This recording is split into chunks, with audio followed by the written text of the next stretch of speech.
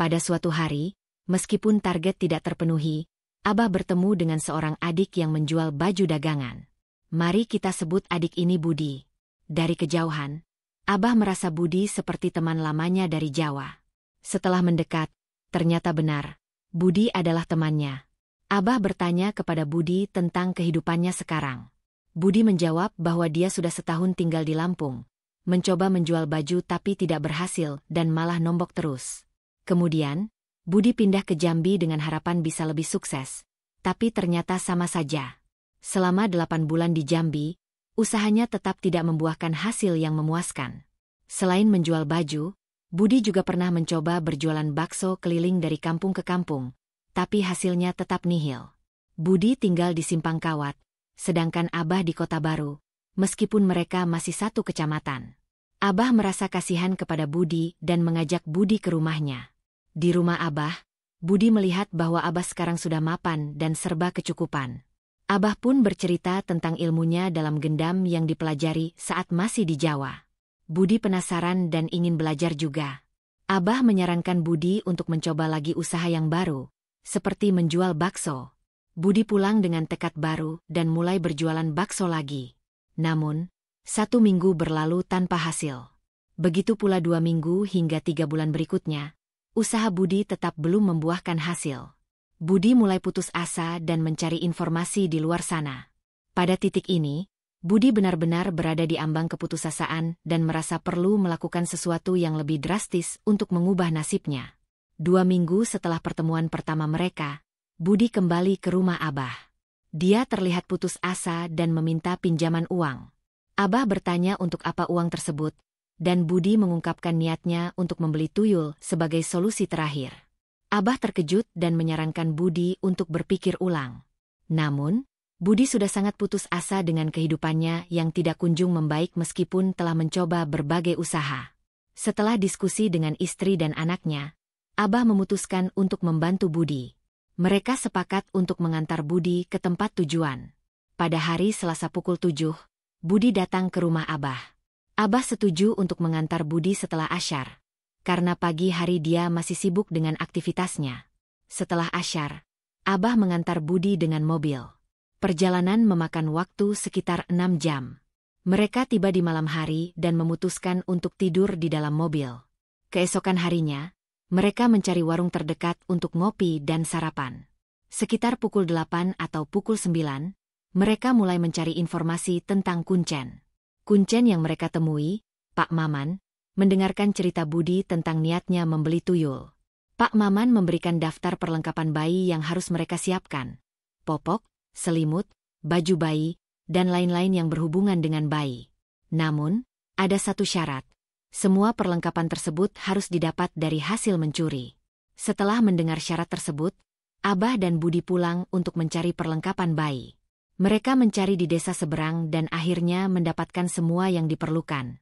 Malam itu juga, mereka kembali ke tempat Kuncen.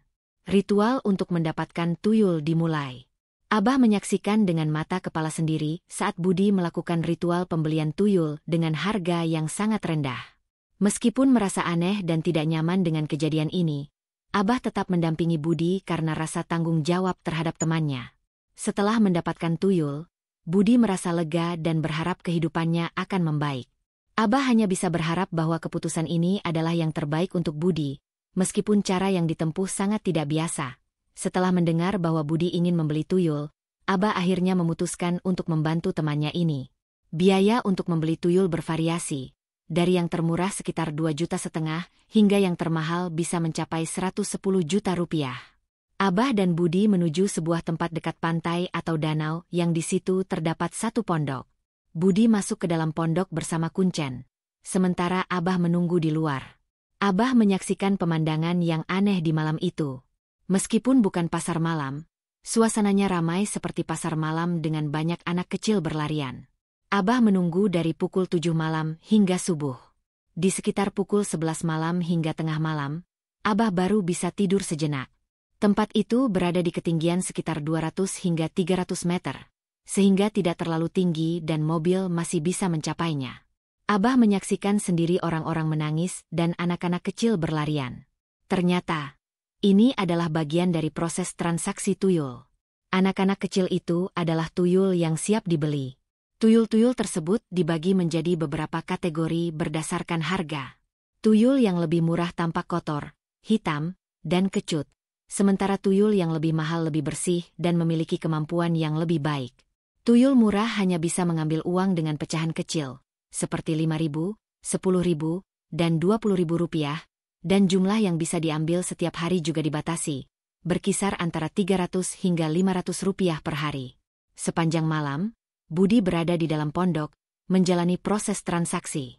Setelah subuh, Budi keluar dengan membawa 1 dot susu yang diberikan oleh kuncen sebagai bagian dari ritual. Mereka kemudian pulang menggunakan mobil. Di perjalanan pulang, Abah berbicara dengan Budi mengenai persiapan setelah membeli tuyul. Kuncen mengatakan bahwa istri Budi harus siap untuk menyusui tuyul tersebut. Jika tidak mau, Budi harus mencari cara lain. Budi mengaku sudah berkonsultasi dengan istrinya mengenai risiko dan kebutuhan ekonomi mereka yang mendesak. Istri Budi menyetujui dengan harapan bisa membantu meningkatkan ekonomi keluarga mereka.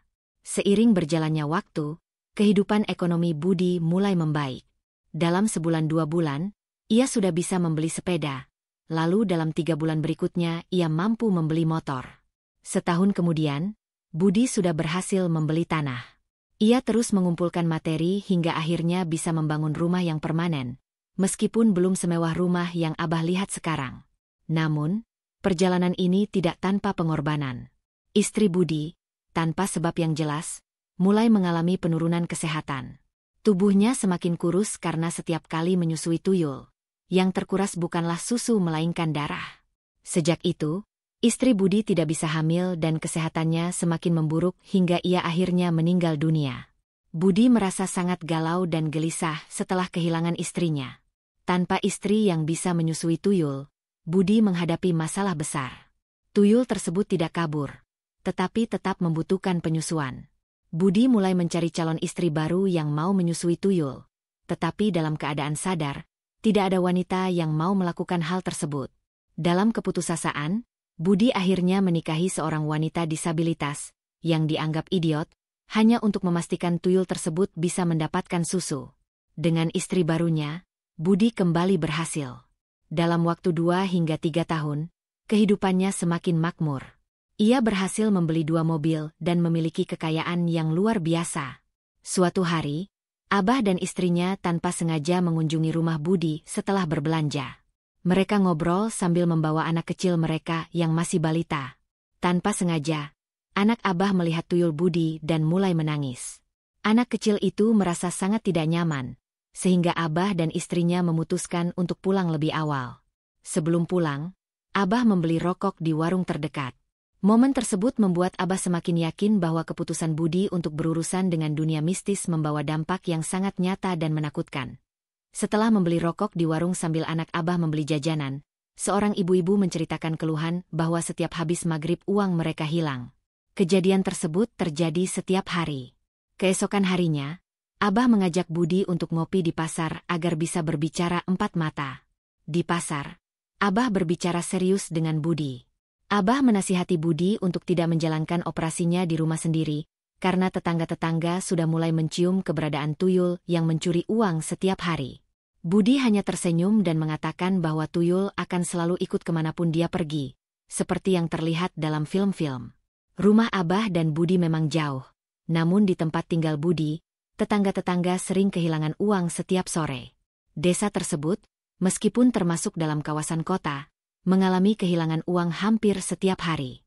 Jika Budi berada di suatu tempat, tuyulnya akan ikut dan mulai beraksi di tempat tersebut. Abah bertanya tentang ciri-ciri saat tuyul sedang beraksi. Budi menjelaskan bahwa tuyul itu selalu berada di kantongnya dan tidak seperti yang orang-orang bayangkan. Tangan Budi sering terlihat seolah sedang memegang sesuatu yang gaib.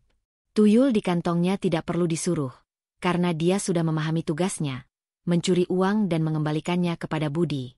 Tuyul ini patuh karena kebutuhan dasarnya telah dipenuhi, yaitu mendapatkan susu setiap kali dia membutuhkannya.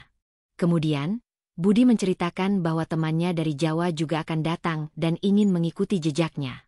Teman Budi ingin mencoba cara yang sama untuk memperbaiki kondisi ekonominya. Abah mendengar cerita ini dengan penuh perhatian, merasa prihatin dengan pilihan hidup yang diambil Budi dan temannya. Abah mengajak Budi pulang, tetapi sebelum pulang, anak Abah tiba-tiba menarik kakinya, membuat Abah tersungkur. Mereka memutuskan untuk segera pulang. Saat mengantar Budi pulang, Abah lebih terkejut lagi ketika melihat istri ketiga Budi dalam keadaan sakit, panas, dan menggigil. Budi baru saja jatuh, dan sekarang istrinya juga sakit. Situasi ini membuat Abah semakin khawatir akan dampak dari keberadaan tuyul dalam kehidupan Budi. Ketika istri Budi sakit, Abah bertanya-tanya dalam hati apakah istri Budi masih sanggup menyusui tuyulnya. Keesokan harinya, Abah menelepon Budi untuk menanyakan kondisi istrinya. Budi menjawab bahwa istrinya sudah mendingan dan kondisinya juga sudah mulai membaik. Namun, meskipun dalam kondisi sakit, tuyul tetap membutuhkan susu. Budi menjelaskan bahwa ini adalah risiko yang harus mereka hadapi.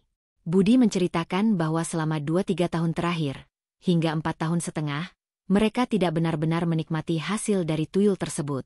Meskipun memiliki banyak uang, mereka hidup sederhana dan tidak menunjukkan tanda-tanda sebagai orang kaya. Budi dan istrinya tetap berpakaian sederhana, dan kehidupan mereka tidak mencerminkan kemewahan yang mereka miliki. Abah merasa prihatin dengan keadaan Budi yang hanya menikmati kekayaan secara terbatas. Abah bertanya kepada Budi tentang tujuan dari kekayaan yang ia miliki jika ia tidak menikmatinya sepenuhnya.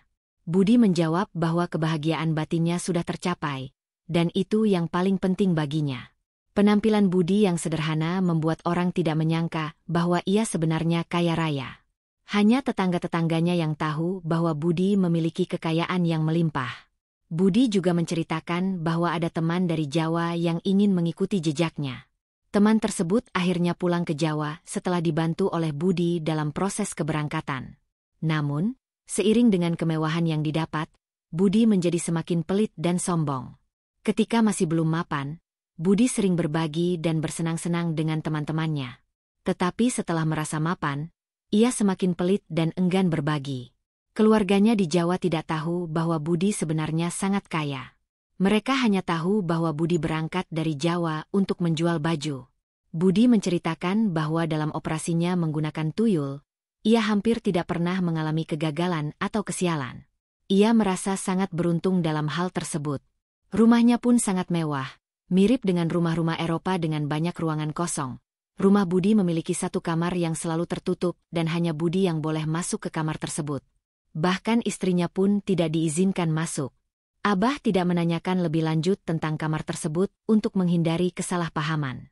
Rumah Budi yang mewah tersebut terasa sepi karena mereka tidak memiliki anak dan tidak mempekerjakan pembantu rumah tangga. Hanya Budi dan istrinya yang tinggal di sana. Ketika Abah masuk ke rumah Budi, suasananya terasa aneh. Bau anyir ikan tercium mulai dari pintu depan hingga dapur. Meskipun rumahnya mewah, suasana di dalam rumah terasa lembab dan tidak nyaman. Abah merasa bahwa suasana rumah tersebut bertentangan dengan tubuhnya. Budi kemungkinan telah mengupgrade tuyulnya. Awalnya, Budi membeli tuyul dengan harga terendah, tetapi mungkin ia kemudian membeli tuyul yang lebih mahal dan lebih agresif. Tuyul yang dibeli dengan harga sekitar 10 juta rupiah dapat menghasilkan sekitar 1,5 hingga 2 juta rupiah per hari, cukup untuk membeli kemewahan yang diinginkan Budi. Abah mengingat bahwa istri ketiga Budi adalah yang terakhir ditemuinya sebelum mereka kehilangan kontak. Hingga saat ini, Abah masih mencoba menghubungi Budi, tetapi nomor telepon Budi telah berganti. Saat Abah mencoba menghubungi Budi pada malam tahun baru kemarin, Budi bercerita bahwa ia sudah menikah 6 kali. Budi masih menjalankan profesinya dengan tuyul hingga sekarang. Dia telah pindah rumah beberapa kali, namun tetap berada di dalam kota yang sama. Budi hanya mempercayai Abah, karena perjalanan hidup Budi menuju kesuksesan hanya diketahui oleh mereka bertiga, yaitu Abah, Budi, dan Kuncen. Rahasia ini tetap terjaga hingga saat ini. Setiap kali Abah berbicara dengan Budi, ia terkejut dengan kisah hidup Budi yang penuh dengan lika-liku. Budi masih menjalankan usahanya dengan tuyul, dan meskipun telah menikah 6 kali, ia tetap berusaha untuk mempertahankan kehidupannya yang telah ia bangun dengan susah payah. Budi sering berpindah tempat tinggal untuk menghindari kecurigaan dari tetangganya. Meskipun Budi telah mencapai kemewahan, Abah merasa bahwa hidup Budi masih penuh dengan tantangan dan risiko yang besar. Budi harus terus berurusan dengan kekuatan gaib yang telah membantunya, tetapi juga membawa konsekuensi berat bagi dirinya dan orang-orang di sekitarnya. Malam itu, kami duduk di ruang tamu sambil menikmati secangkir kopi. Saya memulai cerita tentang pengalaman kami yang tak terlupakan. Detik ini, saya tidak memberitahu orangnya itu. Kalau mereka nonton, saya yakin Budi akan menikmati dan pasti ketawa. Michael, saya rasa, tidak akan marah. Namun, Ida mungkin akan marah, ujar saya, mengawali cerita. Budi, dengan senyum getir, menambahkan, gunung itu, tempat untuk tuyul-tuyul. Kayaknya tuyul-tuyul KW1 nih, selalu tok ceria. Kami mengenang perjalanan kami ke gunung yang dikenal sebagai sarang tuyul. Perjalanan itu tidaklah mudah. Kami harus melewati berbagai rintangan, namun selalu berhasil, meskipun banyak proses yang gagal. Oh no, berhasil kan kebanyakan proses-proses gagal lagi, Budi menambahkan dengan nada serius. Saya menegaskan, maaf ya, untuk hal-hal seperti itu, saya tidak bisa bantu. Profesi saya Supardi, menagih utang. Yang lain mohon maaf. Budi kemudian bertanya tentang aset yang saya miliki. Berapa nilai asetmu kalau bisa ditaksir? Saya merenung sejenak, lalu menjawab, sejak 2005 sampai sekarang, 2022, saya kira sudah lumayan. Ada kebun kelapa sawit, tanah di rumah sodong, mobil, dan masih banyak lagi. Rezeki mobil muda M. Kami terdiam sejenak, mengenang perjalanan hidup yang penuh lika-liku. Saya masih menggeluti usaha yang sama, meski hasilnya belum jelas. Ada perjanjian dengan Kuncen yang belum saya tahu endingnya bagaimana. Saya melanjutkan. Dan Budi pun tidak bercerita ke saya tentang itu. Pesan saya sederhana. Jikalau kita menemukan hal-hal yang aneh, lebih baik uang kita simpan di bank. Dan kalaupun ada uang receh, simpan di tempat yang aman.